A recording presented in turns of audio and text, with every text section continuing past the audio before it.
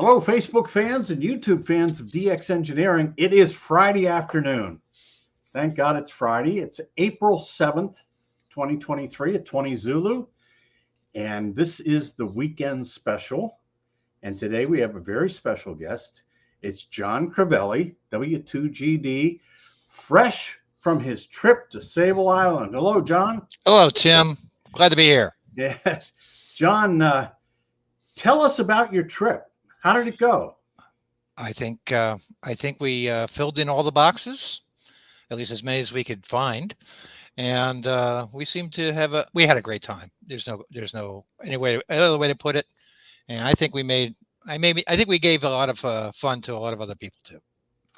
You know, the bands really came alive when you guys were on the air. I mean, the pileups. Tell us about the pileups, John. Well, you know, I've been to Desacheo and I've been to Navassa, and I can tell you the pileups were virtually the same as those two places, and they were, you know, on the top 10. You know, Sable Island was 48th on the list, so, or 49th, whichever, and it was just amazing. We would call CQ, and there would be this instant mass of callers. You know, you could see it on pan adapters. People sent me pictures. We didn't have a pan adapter, so. But, you know, 10, 15, 20 KC wide. It was just enormous. Who would have guessed there was that much interest in Sable Island? Who? Well, you know, let's talk about that interest. Do you think it's a European thing, an Asian thing? Oh, definitely an Asian thing. We're number 3 in Asia, Wow. and needed. So we really focused on showing up whenever there was an Asian opening, whether it be on phone, CW, RTTY, FT8, FT4, all the modes. We made sure we were there for our Asian friends whenever we could, whenever there was propagation. Of course, in the middle of all of this, we had the solar storm a week ago. Right. And it was disheartening.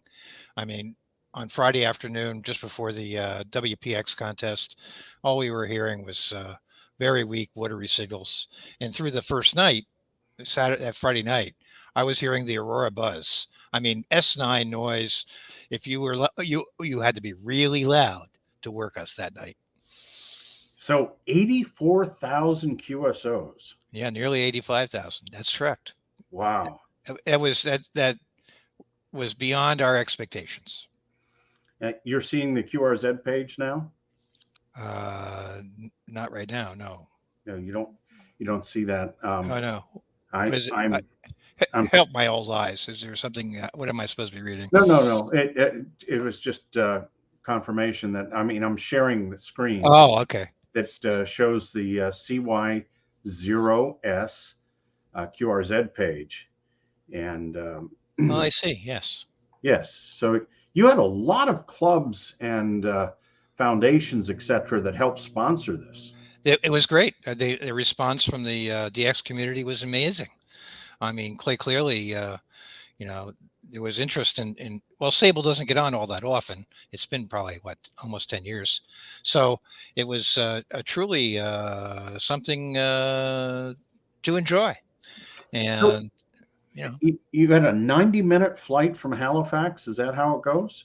Actually, coming out on the first day, I was on the helicopter, and we did it in just under an hour. We had a 40-mile-an-hour tailwind, so Wow. we were really zipping along. I think the fixed wing plane, where 3 of our guys got transportation, was maybe 10 minutes longer. So coming out was pretty quick. Going back last Friday was significantly slower because we were into headwind. So there's an actual building, visitors' quarters there. Yes, it's like a 5-bedroom house. It's got a couple bathrooms, showers, a nice common area where we set up the radios and the living room, big kitchen. We brought along our own Keurig coffee maker, so everybody was able to make coffee whenever they wanted, and believe me, it got plenty of use. The house was solid. It was warm. compared to when you just immediately stepped outside. You were confronted with the wind and the cold, and quite often snow. So how did they get power there? They have a they have two generators. One's a backup. I think it's 60 kilowatt diesel. I believe they get fuel deliveries twice a year. So the house had a diesel heating system, oil fired, and I'm sure they have an electrical grid buried everywhere. I mean, you can't see anything. Nothing's above ground. And so, do people live on the island full time? There is typically three people: the park manager, her maintenance person, and Zoe, the research person who's been there for many decades. Wow. So just normally three people, and so the D Expedition had how many people? We had eight operators. Seven of us did HF, and one was our VHF UHF satellite guy. And how successful would you say the satellite guy was? You know, he was there for virtually every pass that he could, reasonably work. I listened to him. He was running Europeans like crazy on one pass, and it seemed to be fairly disciplined. I was pretty amazed. And we unfortunately did not have 6 meter propagation. And people are going to ask about this, I'm sure. Yeah. We never really had 6 meter propagation. You can see it from the numbers on Club Log. It just wasn't there. But you did some. I guess there was some 6 meter meteor. Yes, I think that accounted for 6 of our 7 QSOs. I think. Wow. There was one terrestrial over to V1. Wow. And how excited were the Europeans to work Sable? Oh, they were endless. They would just show up and make it their presence known whenever we showed up on any frequency. It was instant pile up and long lasting pile ups. We had very good conditions to Europe much of the trip. So how would you gauge the conditions to the U.S.? Say, I know there were a lot of guys that wanted to try and get, band mode counters on 12 meters, 10 meters. How'd that go, John? We did our best. Well, we knew there were a lot of close in guys on 12 and 10 that really wanted to get Sable. I'm talking close in like New England, Middle Atlantic, and amazingly, many did make it through. 10 meters was the more problematic. 12 meters was a little easier. I worked at least a dozen guys in New York, New Jersey, Pennsylvania on 10 meters near the end of our stay there. And it was backscatter. If they pointed their beam south, we were more than likely able to work them. Yes. That's the key, right? That's the key. They got to have that. You have to have the RF going in the right direction. Right. And which is counterintuitive. It is counterintuitive, but that's where the MUF is the highest. Yeah. That's where the sun is. I mean that. But John, things like that that are intuitive to you and to me. I mean, somebody told us that. Yeah, well, we learned with experience over many decades. Right. And so we have to kind of carry that on and help teach the new folks, because there are a lot of technicians out there, for instance, that could really take advantage of 10 meters to work Sable Island. Yes. And you were a last minute fill for this, right? I got a call. Well, actually, I got an email the day after ARRL DX CW. I was down on Aruba, and W2GD sent me a note, and he said, "How would you like to go to Sable?" And we conversed through the wonders of internet calling these days. I was able to have a nice conversation with Glenn that evening, and I didn't take much to talk me into it. Well, I know you have not met a pileup that you haven't loved. I think CW is my my addiction. Yeah. And I just love those pileups, those big ones. Let's see who we have here on the chat, John. We have X-Ray Echo 2 Zulu Zulu is on from Mexico, and November 2 Alpha Juliet. Steve. Yeah, Steve was one of our. He provided transport for K9CT from JFK over to Republic Airport. And he was just coming off of a big surgery. That surgery, and also as a pilot for Bouvet.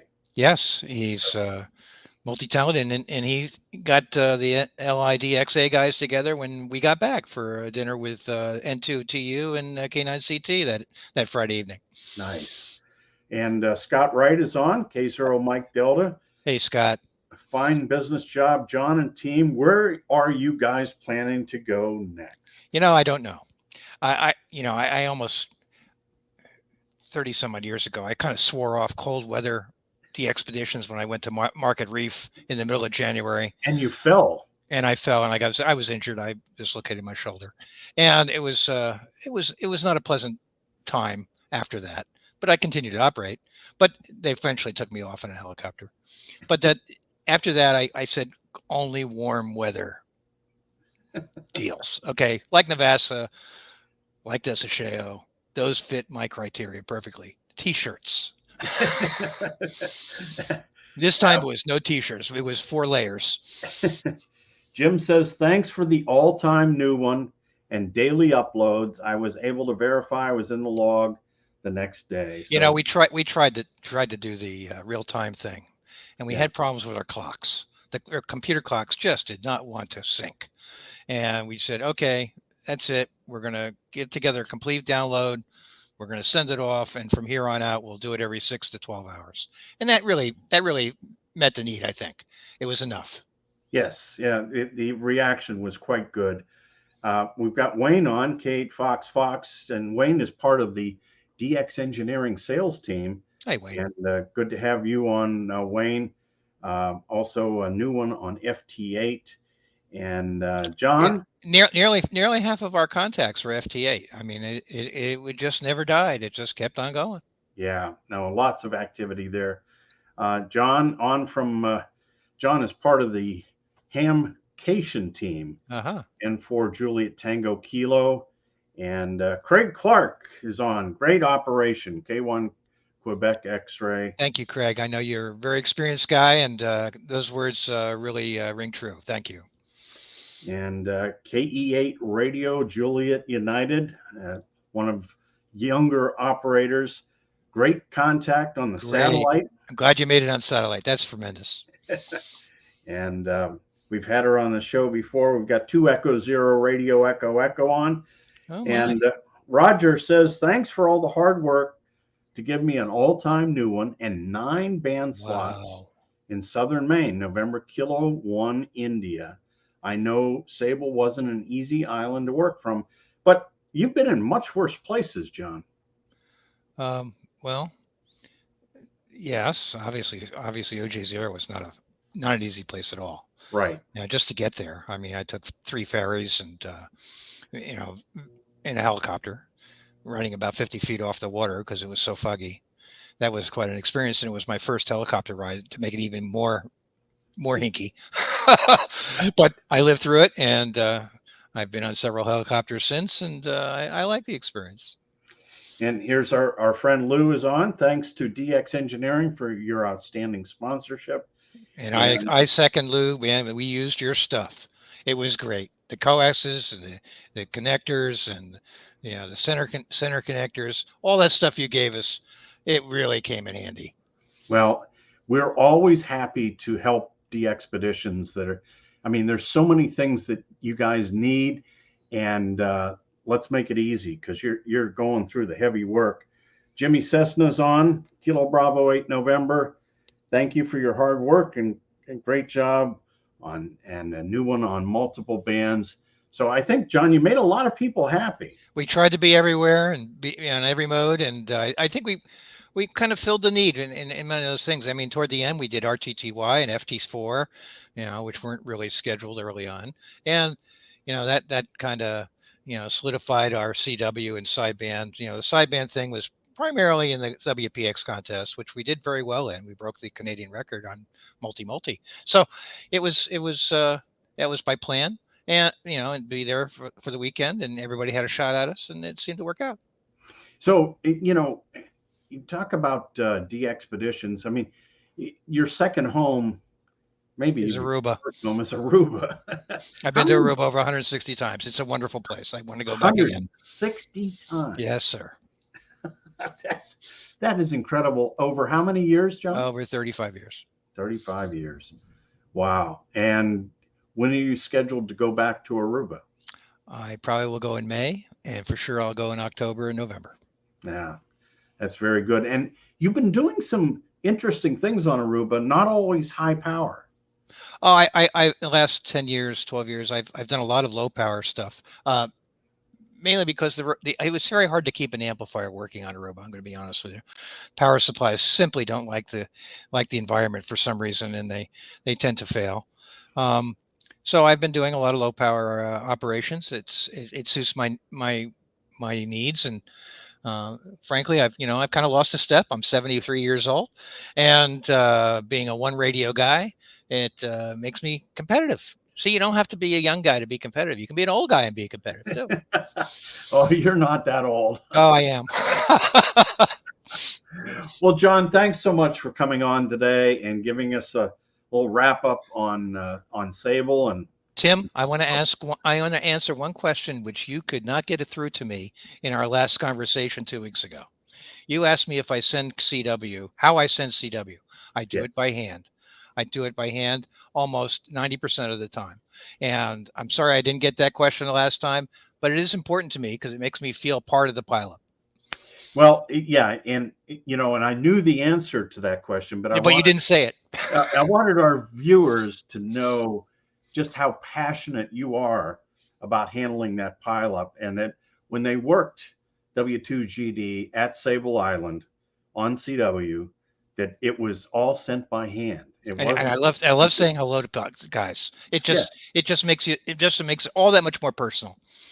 Now that's incredible, and it's great stuff. And you're a living legend, John. Thanks, Tim. Hey, thanks for having me on here today, and thanks from the whole team for your help during the Sable operation. It was great. All right, well, can't wait to help you do something else sometime soon. And thanks to everybody out there who tried to work us and did work us. We really appreciated your patience. And we've got just a few more things here in the chat before we sign off. Robert says he got to work you guys on 15 meters. And Jim says, John, that's 4 trips to Aruba per year. That's about right. Over the past 35 years. And let's see here. Have loved working and listening to W2GD, K3LR, and your contest and DX adventures over the years, especially on CW. And 73 and good DX from Jim, Kilo Bravo 2 Mike Tango. Well, John, thanks very much for coming on. And thanks to all of you for watching today. I hope you had fun with this.